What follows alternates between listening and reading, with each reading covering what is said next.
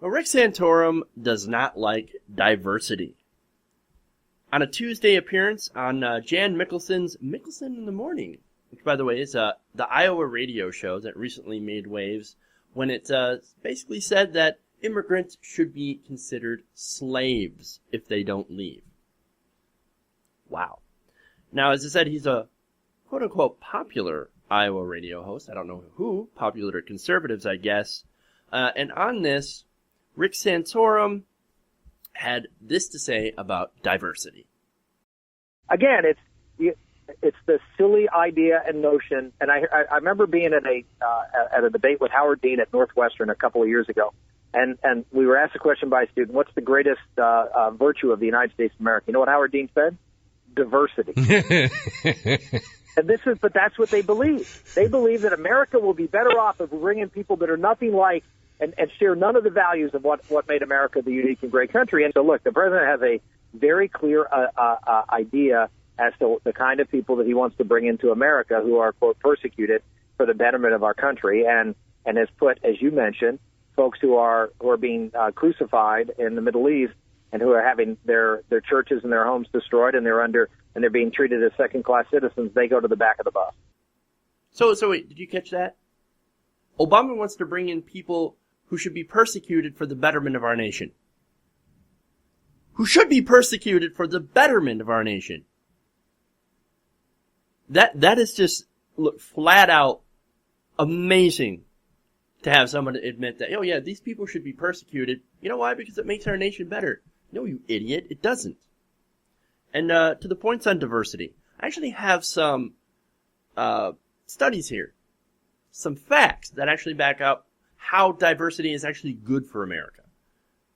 Diversity instead of uniformity, which of course, unfortunately, is the conservative thing that they like to push. Oh, everybody should be the same. Everybody should look like me. It's the same. It's the sort of reason that conservatives don't like immigration. Why conservatives are against integration and immigration, and are essentially uniformists. And of course, liberals are a bit more welcoming, a bit more welcome of diversity.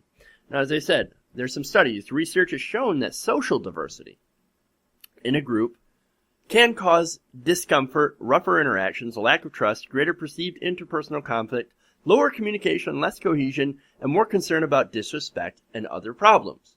Now, that's what conservatives are going to glom onto. Like, look at how terrible diversity is. It causes all these problems. It causes me personal discomfort. Yeah, but there are many more benefits, and let me get to that. Decades of research, and this is according to Scientific American. Decades of research by organizational scientists, psychologists, sociologists, economists, and demographers show that socially diverse groups, that is, those with a diversity of race, ethnicity, gender, and sexual orientation, are far more innovative than homogeneous groups. Now, to me, that makes all the sense in the world. If you have people from different backgrounds and different life experiences who are different people, they're going to bring different ideas. And a lot of the times, different ideas and different perspectives actually help you become more creative. That's why some of the most creative people grew up in diverse areas. That's why college is often considered one of the greatest tools to help people grow and learn and become creative. Why? Because now you're entering a place which is much more diverse than maybe your all-white high school. Which, by the way, I went to school in a very white area, in a very white or rural area. Okay, I don't think we had any black kids. At least not that I can remember. Maybe there was one or two. A very homogeneous area. Now I got to college, and things were much more different. Things were very broad. It was very diverse. That's one of the reasons that you learn so much from college, because you have different perspectives brought by different people with different backgrounds. That's why it's good. Now, this also says simply interacting with individuals who are different forces group members to prepare better, to anticipate alternative viewpoints and to expect that reaching consensus will take effort. You know, the art of diplomacy. Being able to reconcile differences and come to a consensus. That is an important life skill. Now, business professors Christian Dezo of the University of Maryland and David Ross of Columbia University had also studied the effect of gender diversity in the top firms. It just doesn't have to do with different races, but also has to do with the interaction between the different genders. Now, they looked at this at the top firms in Standard & Poor's Composite 1500 list, which is a group designed to reflect the overall U.S. equity market. First, they examined the size and the gender composition of firms' top management teams from 1992 to 2006.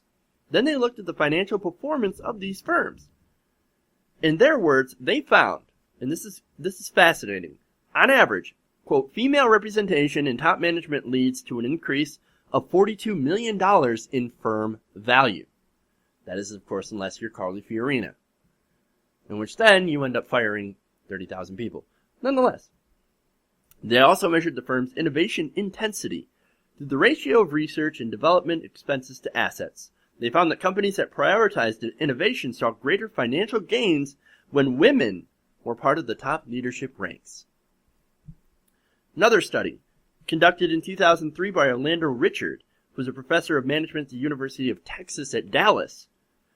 He and his colleagues surveyed executives at 177 national banks in the United States, then put together a database comparing financial performance, racial diversity, and the emphasis of the bank presidents put on innovation.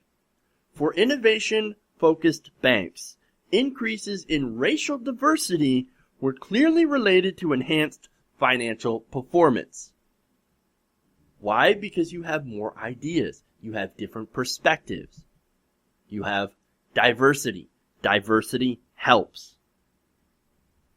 And there are many more examples and many more studies that confirm that having a diverse workplace often makes your workplace better. And it always makes me wonder why conservatives like Rick Santorum don't like diversity. If Republicans are good businessmen, and they're supposedly the people who are best suited to lead the country because of their business acumen, and they're best suited to make decisions, why they would look away from the evidence of how much diversity has helped in the workplace, has helped financial institutions get better and make more money, why they would continuously look away. Maybe because, and I go back to the dealing with different individuals that forces group members to prepare better, to anticipate alternative viewpoints, and to expect that reaching consensus will take effort. People like Rick Santorum, they don't like that.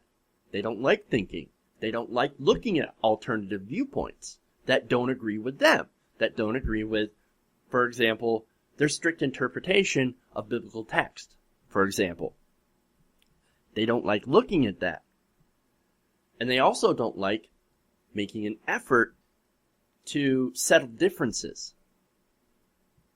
And that's sort of the whole conservative mindset in a nutshell.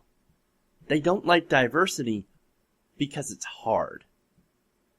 And because, most likely, it teaches people to be more tolerant. And it teaches people to look at different viewpoints that challenge traditional norms, whether it be gender norms or racial norms.